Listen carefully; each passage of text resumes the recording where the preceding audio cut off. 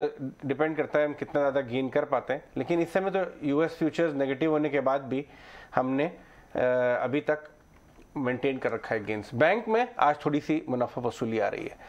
कौन से स्टॉक्स पर नज़र रखनी चाहिए, पोर्टफोलियो कैसे बनाना चाहिए आपको, और यहाँ से ट्रेडिंग कैसी करनी चाहिए, ये सब हम चर्चा करेंगे शो में। काफ़ी इंटरेस्टिंग आपके लिए वॉइसेस भी लेके आए हैं। थोड़ी देर में निर्मल जैन भी जुड़ेंगे हमारे साथ बातचीत करने के लिए।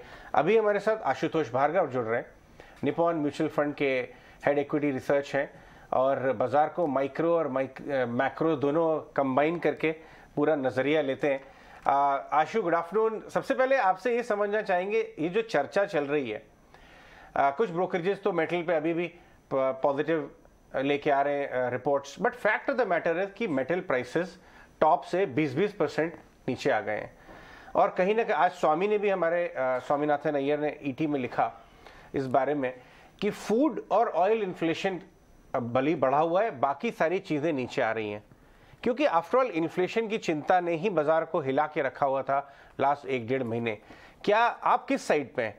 क्या इन्फ्लेशन का पीक बन गया है उस साइड पे, तो फिर मेटल शॉर्ट ये सब चीज़ें उतर आएंगी, या आप इस साइड पे नहीं है और आपको लगता है इन्फ्लेशन थोड़ा सस्टेन कर सकता है? So good afternoon Ajay. ये बात सही है कि जो सबसे बड़ा कंसर्न है बाजार के लिए वो इन्फ्लेशन है। मेरे हिसाब से इन्फ्लेशन पीक के आसपास है, बट ये भी सही है कि इन्फ्लेशन यहाँ से ग्रेजुअली ही गिरेगा। तो जो हमने 15% WPI इन्फ्लेशन देखा अप्रैल के महीने में, या करीब 8% के आसपास CPI इन्फ्लेशन देखा इंडिया में, यहाँ से आप उसको बहुत ग्रेजुअल डिक्लाइन देखेंगे। तो कई कमोडिटीज में हमने करेक्शन देख लिया है, और ऐसी सारी कमोडिटीज हैं जो अभी भी एलिवेटेड लेवल पे टिकी हुई हैं। हमें समझना ये जरूरी है कि हमारी इन्फ्लेशन बास्केट में केवल 10% ऐसा पोर्शन है जो इंपोर्टेड इन्फ्लेशन है, जो कमोडिटी लिंक्ड इन्फ्लेशन है। वो इन्फ्लेशन डेफिनेटली आने वाले महीनों में सॉफ्टन होगा, but agriculture prices, services inflation, यहाँ वेजेस, रेंट जो हैं, इन चीजों में हमें ऐसा लगता है कि कुछ समय के लिए ये ऊपर के लेवल पे रहेंगे। और बड़ा जो आप डिक्लाइन देख रहे हैं इन्फ्लेशन में, वो आप सेकेंड हाफ में देखेंगे, चाहे वो इंडिया में या globally. I think inflation concern last quarter of this financial year या second half of this calendar year, वहां आप ज्यादा इसको लेस ऑफ अ रिस्क पाएंगे, और तब कहीं जाके पॉलिसी मेकर्स भी जो उनका एग्रेसिव टाइटनिंग स्टैंस है उस पर हो सकता है वो भी एक रोकथाम लगाए।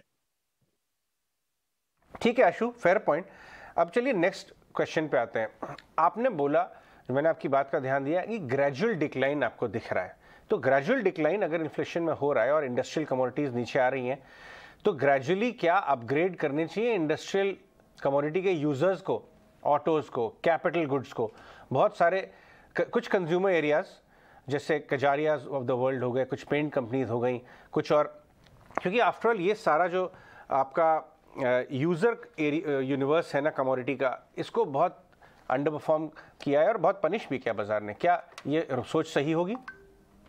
देखिए, इसमें अभी भी कंपनीज पूरी तरीके से कॉस्ट को पास ऑन कर नहीं पाई हैं। जो आप कमोडिटी कंज्यूमर्स की जो आप बात कर रहे हैं, तो जैसे जैसे उनको मौका मिलेगा वो पास ऑन करेंगे।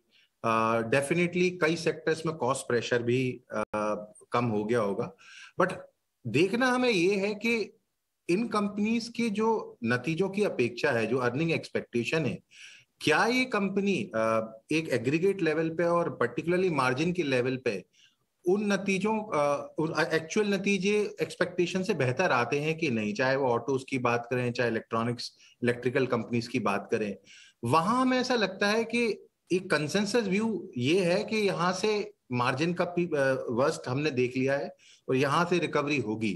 तो मेरे हिसाब से ये डिफिकल्ट है कि उनकी अर्निंग्स एक्सपेक्टेशन से बेहतर आए, बट डेफिनेटली अगर कमोडिटी प्राइसेस में नीचे का रुझान रहता है तो इन सब कंपनीज को राहत मिलेगी, और एक सेंटिमेंटली पॉजिटिव डेफिनेटली हो सकता है कमोडिटी यूजर्स के लिए। ठीक है आशुतोष, पहले तो बहुत शुक्रिया, आप 18 आवर्स स्वदेश को समय दे रहे हैं। मेरे को सिर्फ ये आपसे पता करना है कि इस समय ग्लोबल हेडविंड्स कितने हैं इंडिया के लिए, स्पेशली यूएस मार्केट्स, और जो एफआईज का पैसा नहीं आ रहा, काफ़ी सारे लोगों को चिंता होती है कि काफ़ी समय से वो सेल कर रहे हैं। तो ये ग्लोबल हेडविंड्स कुछ बता पाएंगे आप किस पर ज़्यादा तवज्जो दे रहे हैं, ज़्यादा इंपॉर्टेंस दे रहे हैं? देखिए, मेरे हिसाब से ग्लोबल एनवायरनमेंट सपोर्टिव तो नहीं है। मतलब इन्फ्लेशन ज्यादा है, सेंट्रल बैंक जैसे कि फेड क्लियरली उन्होंने अपना स्टांस बहुत क्लियर कर दिया है कि वो कैसे भी इन्फ्लेशन को 2% या उसके नीचे लाएंगे, उसके लिए उनको कितना भी हाइक करना पड़े वो करेंगे। तो एक सेंट्रल बैंक डेफिनेटली एक टाइटनिंग बायस है और वो सिंगल मोस्ट प्रायोरिटी है। ऐसा एनवायरनमेंट जहां पे सेकेंड हाफ में ग्रोथ स्लो डाउन की संभावनाएं बढ़ रही हैं, लिक्विडिटी विड्रॉल जिसको हम क्वांटिटेटिव टाइटनिंग बोलते हैं, वो अगर रेट हाइक के साथ होगा तो ग्लोबल एनवायरनमेंट में पॉजिटिव रहना मेरे लिए थोड़ा मुश्किल है। देखना ये है कि ये एनवायरनमेंट, ये नई न्यूज नहीं है, तो कितना ये प्राइस में है, कितना ये करेक्शन में ऑलरेडी रिफ्लेक्ट हो चुका है, ये आपको और हमें समझना पड़ेगा। बट अगर हम एनवायरनमेंट की बात करें, चाहे वो ग्लोबल डिमांड के पर्सपेक्टिव से या ग्लोबल लिक्विडिटी या इंटरेस्ट रेट के पर्सपेक्टिव से, वो बहुत ज्यादा सपोर्टिव नहीं रहेगा। और उसी कॉन्टेक्स्ट में फॉरेन फ्लोस हमारे मार्केट के ड्राइवर बनेंगे, ऐसी अपेक्षा हमें कम ही रखनी चाहिए इस माहौल में। Good afternoon Ashutosh. प्रियंका यार, क्योंकि हमने देखा कि एनर्जी पैक ने because of the high rising oil cost, हमने देखा कि इस पूरे स्पेस ने अब तक अच्छा किया है। लेकिन एक रिपोर्ट है एचएसबीसी की जिसके हिसाब से अब तक, और ये सुबह हम डिस्कस भी कर रहे थे अजय के साथ ही, कि क्योंकि रिफाइनिंग मार्जिन इंक्रीज हुए हैं जाहिर तौर पर, लेकिन अब शायद अजम्पशन ही होनी चाहिए कि मार्जिन शायद प्रॉबेबली पीक आउट हो चुका है। हाई रह सकते हैं इस साल के सेकेंड हाफ में भी, लेकिन पीक आउट जरूर हो गए। What would be your view on that? देखिए, काफी कुछ जो हमने रिफाइनिंग मार्जिन की जो आप बात कर रहे हैं, वो हमने काफी कुछ इसलिए भी देखा है कि जो ऑनगोइंग वॉर है रशिया यूक्रेन का, उसका स्वाभाविक असर पड़ा है मार्जिन पे।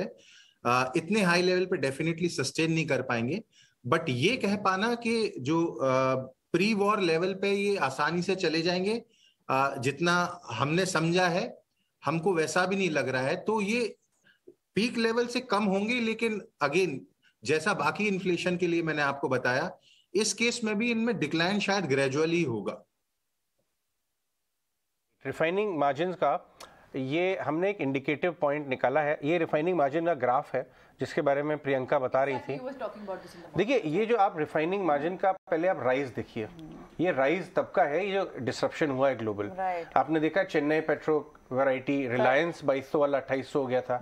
खैर वो पॉइंट नहीं है, अभी हम ट्रेडिंग की बात नहीं कर रहे हैं, बट ये डिसरप्शन की बात कर रहे हैं। जैसे मैंने बताया कि मेटल प्राइसेस ईज आउट हो रहे हैं, वैसे ही रिफाइनिंग मार्जिन ऊपर से जो नीचे आए हैं ना, ये डिसरप्शन की नॉर्मलाइजेशन को कहीं ना कहीं कैप्चर कर रहे हैं। और आप वही आपने आशु से पूछा भी। आशु, अभी हम आपसे दूसरी बात करते हैं।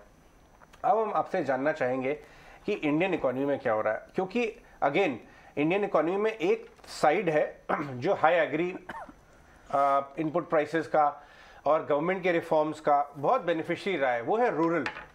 इनफैक्ट हम जितनी भी कंपनी से बात करते हैं जो रूरल साइड में, ट्रैक्टर कंपनीज और बहुत सारे ऐसे कैटेगरीज जो रूरल में काम कर रहे हैं, वो बता रहे हैं things are very buoyant. Microfinance वाले बोल रहे हैं ऑफ टेक अच्छा हो रहा है।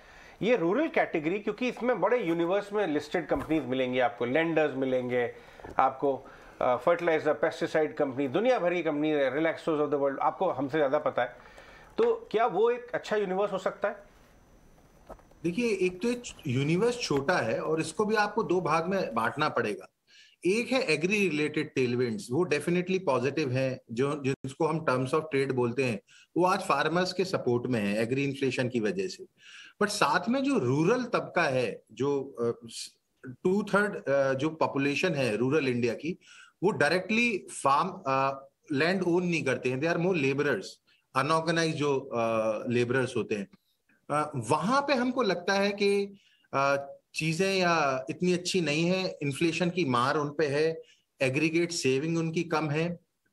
तो विद इन रूरल हम एग्री पे ज्यादा बुलिश हैं, बट रूरल डिमांड पर से जो सेक्टर जो स्वाभाविक रूप से एक ब्रॉड बेस रूरल के इम्प्रूवमेंट से बेनिफिट करते हैं, वहां हम अपने एंथुजियाज्म को थोड़ा संतुलित ही रखेंगे।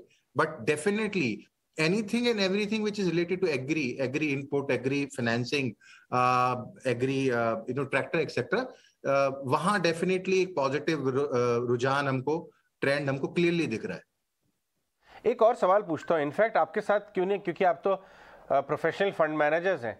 ये बोफा ने जो कल शाम को अपना सर्वे दिया, एज अ फंड मैनेजर आपके क्या खुद के भी फंड्स में कैश लेवल्स एलिवेटेड हैं? क्योंकि बोफा तो बता रहे हैं, जो ट्रिलियन ऑफ डॉलर मैनेज करने वाले फंड मैनेजर्स का सर्वे करते हैं, कि कैश लेवल्स अपने 11 ईयर्स के हाईएस्ट लेवल पे पहुंच गए। इतना कॉशन है ग्लोबल फंड मैनेजर्स के बीच। क्या आप सहमत हैं इस बात से, या आपका रिलेटिव कॉशन कम है? और आपके खुद के कैश लेवल्स कैसे होंगे across funds right now, elevated हैं क्या? तो ग्लोबल लेवल पे डेफिनेटली वो रिपोर्ट मैंने भी देखी है, कैश लेवल्स काफी हाई हैं। एक रिस्क ऑफ सेंटिमेंट रहा जिसकी वजह से एक्टिव फंड मैनेजर्स ने कैश लेवल्स को बढ़ाया है, और वो अगर आप उसको टेक्निकली देखें तो टिपिकली ये एक short term, at least short term positive environment का साइन होता है, जहां पे डर का ज्यादा माहौल है, इसलिए कैश इकट्ठा कर लिया गया है। As far as we are concerned, we generally don't take cash calls, हम ज्यादा कैश कॉल्स लेते नहीं है। हमारे मैंडेट के अनुसार हम ज्यादा से ज्यादा इन्वेस्टेड रहते हैं। तो आज के एनवायरनमेंट में क्या हमारे पास जो एवरेज कैश है, जो रोजमर्रा में जिसकी जरूरत पड़ती है फंड मैनेजमेंट, उसके अलावा क्या हम एक्स्ट्रा कैश मेंटेन कर रहे हैं? उसका आंसर है नो। ठीक है, तो ये एक आप फंड्स के पॉइंट ऑफ व्यू से भी बता रहे थे। आशुतोष, एक चीज़ और समझनी है बाज़ार के पॉइंट ऑफ व्यू से ही, कि इस समय अगर आप अर्निंग्स के पॉइंट ऑफ व्यू से भी देखें तो ये अर्निंग्स कितनी आपको और डिस्टर्बिंग या चौंकाने वाली हो सकती हैं अगले 2 क्वार्टर्स में, क्योंकि इस बार की अर्निंग्स में भी अच्छे नंबर्स ना पूरी तरह से डिस्काउंट नहीं हो रहे in the terms of a price rise, उनके भाव अच्छे से नहीं बढ़ रहे हैं। ये आप अगले 2 क्वार्टर्स में ऐसा और होते हुए देखेंगे क्या? देखिए, इसका एक बड़ा कारण है कि मार्केट समय से पहले लिक्विडिटी के कारण वैल्यूएशन सब बढ़ गए थे, तो काफी कुछ जो हम अर्निंग्स देख रहे हैं वो वो प्राइस में पहले से शायद थी। जो ट्रेंड मैं देख पा रहा हूं अर्निंग्स में, अक्टूबर से जब से मार्केट का हमने पीक देखा था 18,500 का निफ्टी में, हेडलाइन ईपीएस जो है निफ्टी का या सेंसेक्स का, उसमें हमने कोई चेंज नहीं देखा है, बट जो अर्निंग की ब्रेथ है उसमें डेफिनेटली वीकनेस आई है। 3 कंपनियों में से 2 कंपनीज की अर्निंग्स घटी हैं अगले 1 साल की, और 1 कंपनी का अर्निंग बढ़ा है। जिन सेक्टर्स में अर्निंग में पॉजिटिव सरप्राइज आया है, जो अपग्रेड्स आए हैं, वो कंपनीज जिन सेक्टर्स में है, मेटल्स, एनर्जी, बैंकिंग, वो लिमिटेड नंबर ऑफ स्टॉक्स हैं, लिमिटेड नंबर ऑफ कंपनीज हैं, पर अर्निंग का अपग्रेड काफी बड़ा है, जिसकी वजह से हेडलाइन लेवल पे आप अर्निंग का ओवरऑल करेक्शन नहीं देख रहे। आगे जाके देखना ये होगा, आई थिंक इस तरीके के माहौल में विजिबिलिटी कहां पर है। तो क्लियरली अगर आप कंसेंसस के हिसाब से जाएंगे तो banking, capital good, energy, utilities और ऑटोज, ये 5 एक ऐसे सेक्टर्स हैं जहां पे कंसेंसस पॉजिटिव है। As a house we are also positive कि यहाँ विजिबिलिटी बेटर है, जिस तरीके का मैक्रो का एक एनवायरनमेंट है।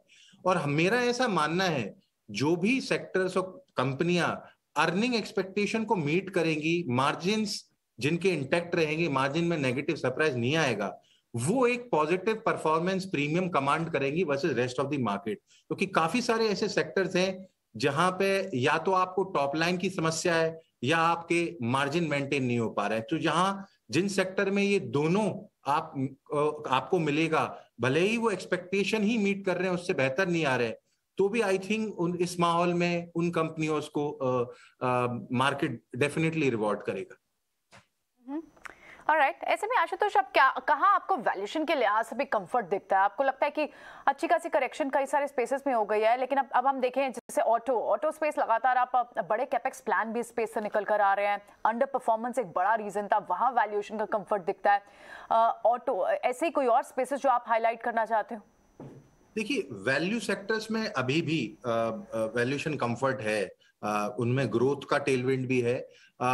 एक बड़ा सेक्टर जहां पे वैल्यूएशन काफी कंफर्टेबल लग रहे हैं एज अ हाउस हमको, वो है बैंक्स, लेंडर्स इन पर्टिकुलर, लार्ज लेंडर्स, चाहे वो प्राइवेट सेक्टर में हो या जो 2-3 पब्लिक सेक्टर बैंक्स हैं, वहां वैल्यूएशन मल्टी ईयर लो है against their own history, particularly against the market. तो वो एक एरिया है। उसके अलावा इस तरीके के माहौल में काफी सारे सेक्टर में, जैसा आपने सही बोला, करेक्शन हो चुका है। यहाँ पे सेक्टर पे कॉल लेने से अच्छा या वैल्यू या ग्रोथ पे कॉल लेने से अच्छा आई थिंक एक बैलेंस अप्रोच की जरूरत है, एक जिसको हम गार फ्रेमवर्क बोलते हैं, growth at A reasonable price, और उसमें आपको कई सारे सेक्टर्स के स्टॉक्स नजर आते हैं। तो मेरे हिसाब से ये एक एनवायरनमेंट है जहां बॉटम अप पे ज्यादा फोकस करना चाहिए, इंडिविजुअल सेक्टर में प्राइस वैल्यू गैप या रिस्क रिवॉर्ड पे ज्यादा फोकस करना चाहिए, क्योंकि माहौल अभी भी स्थिर नहीं है, अनसर्टेनिटी अभी बहुत है, फोरकास्टिंग बहुत डिफिकल्ट हो रही है, मल्टीपल सिनेरियोज पॉसिबल है।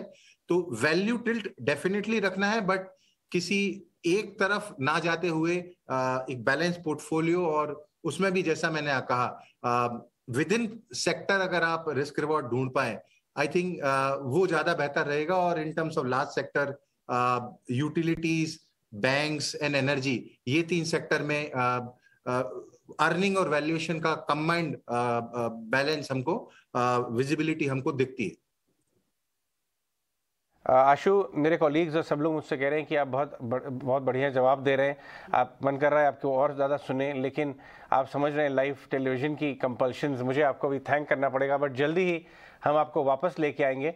बहुत बहुत धन्यवाद आज हमसे बात करने के लिए। आशु भार्गव हेड ऑफ रिसर्च हैं और फंड मैनेजर भी हैं, निपॉन इंडिया म्यूचुअल फंड से हमारे पुराने दोस्त हैं। वो बाज़ार में कौन से एरिया उन्हें पसंद आ रहे हैं, कौन सी चिंताएं जो एज ए इन्वेस्टर ट्रेडर आपके दिमाग में होनी चाहिए बाज़ार को अप्रोच करने के लिए, ये सारी चीज़ें